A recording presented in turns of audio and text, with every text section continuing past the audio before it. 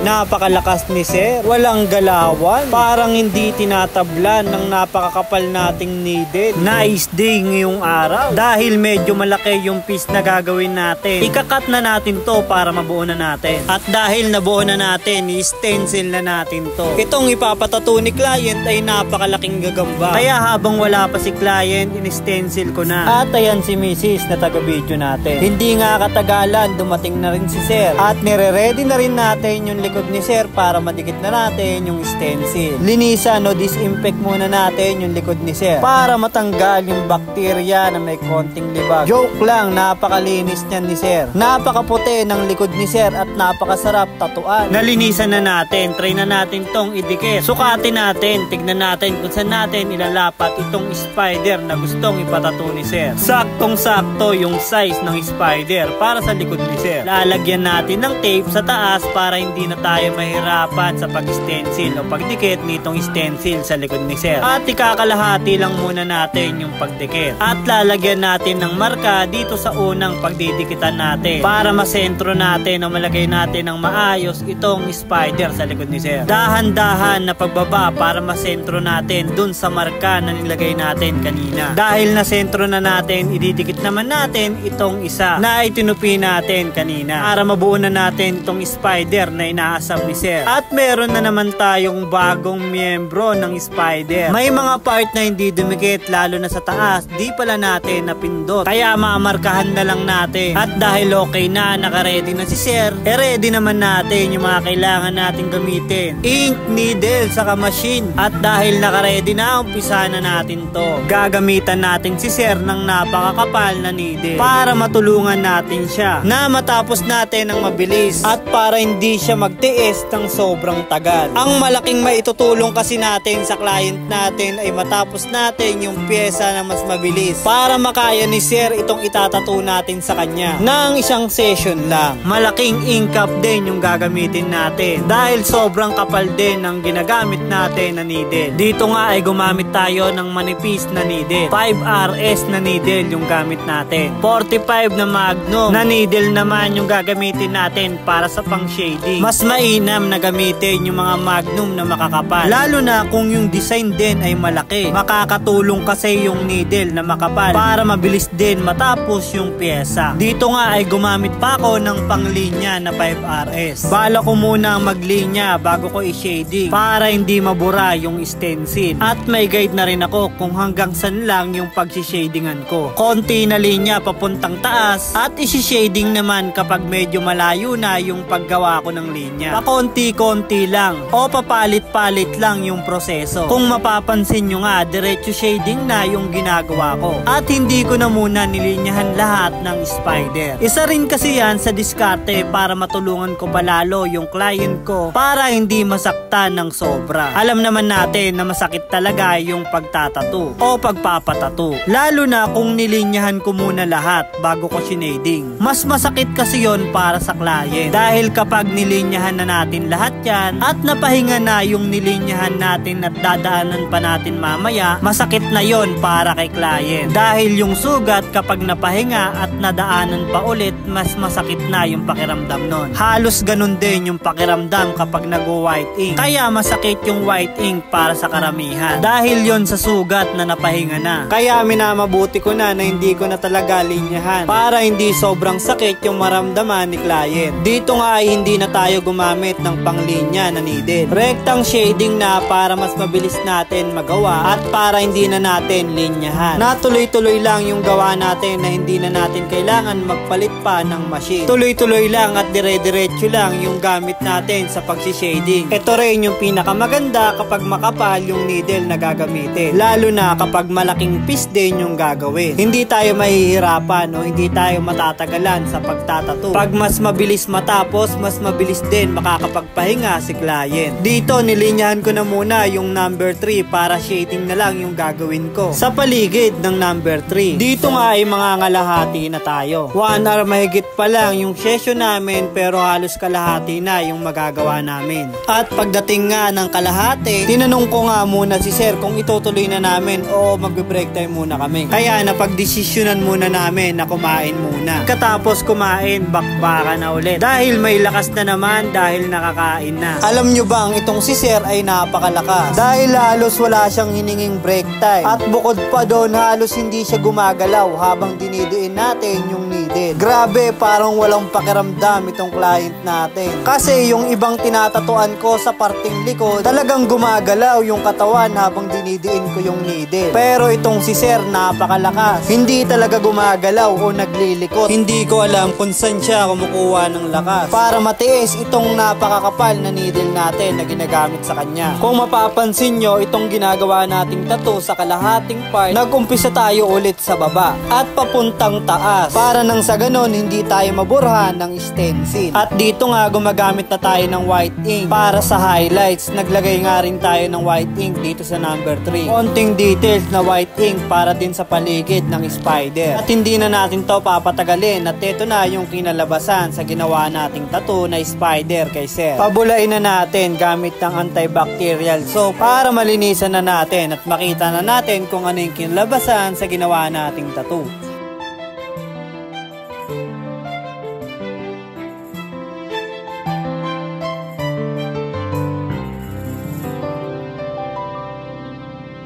Ayan na nga yung kinalabasan sa ginawa naming tattoo kay Sir.